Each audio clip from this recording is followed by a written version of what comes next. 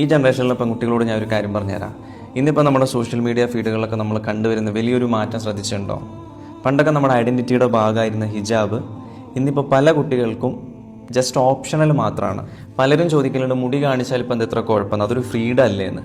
ശരിയാണ്, ഫ്രീഡം എന്നുള്ളത് ഏറ്റവും ഇമ്പോർട്ടൻ്റ് ആണ് ലൈഫിൽ. പക്ഷേ റിയൽ ഫ്രീഡം എന്നത് ലോകം തീരുമാനിക്കുന്ന ബ്യൂട്ടി സ്റ്റാൻഡേർഡുകൾക്ക് പിന്നാലെ അടിമപ്പെട്ട് ഓടുന്നതല്ല, മറിച്ച് മറ്റുള്ളവരുടെ കണ്ണുകൾക്ക് നിങ്ങളെ അളക്കാൻ വിട്ടുകൊടുക്കാതെ നിങ്ങളുടെ സൗന്ദര്യത്തെ നിങ്ങൾ തന്നെ പ്രൊട്ടക്ട് ചെയ്യുന്നതിലാണ്. ഈ ഫാഷൻ ഇൻഡസ്ട്രി നിങ്ങളെ കൊണ്ട് മുടി അയച്ചിരിക്കുന്നത് അവർക്ക് നിങ്ങളുടെ സ്വാതന്ത്ര്യത്തിൽ അടങ്ങാത്ത താല്പര്യമുള്ളതുകൊണ്ടൊന്നുമല്ല.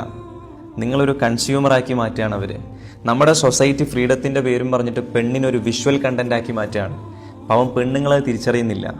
തിരിച്ചറിഞ്ഞവരാണെങ്കിലോ പൈശാചികമായിട്ടുള്ള സുഖത്തിൽ ഇങ്ങനെ എൻ്റർടൈൻ ചെയ്യുന്നതിൻ്റെ തിരക്കിലാണ്. നമ്മളെയൊക്കെ വിചാരം എല്ലാം അങ്ങോട്ട് തുറന്ന് കാണിക്കലാണ് ലിബറേഷൻ, ഫ്രീഡം എന്നുള്ളതാണ്.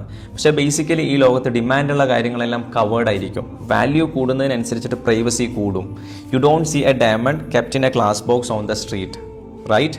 നിങ്ങളെ പടച്ച റബ്ബും നിങ്ങളോട് ആ കരുതലേ കാണിച്ചുള്ളൂ. പക്ഷെ നിങ്ങൾ പെണ്ണുങ്ങളത് തിരിച്ചറിയുന്നില്ല എന്ന് മാത്രം. സോഷ്യൽ മീഡിയയുടെ അൽഗോരിതം വർക്ക് ചെയ്യുന്നത് അറ്റൻഷനിലാണ്. നിങ്ങളുടെ സൗന്ദര്യം എത്രത്തോളം നിങ്ങൾ എക്സ്പോസ് ചെയ്യുന്നു അത്രത്തോളം മറ്റുള്ളവരുടെ സ്ക്രീൻ ടൈം നിങ്ങൾ കൂട്ടുകയാണ്. ഇവിടെയൊക്കെ ഹിജാബ് ഇടുന്ന ഒരു പെൺകുട്ടി ചെയ്യുന്ന എന്താണെന്ന് വെച്ച് കഴിഞ്ഞാൽ she is hacking the system.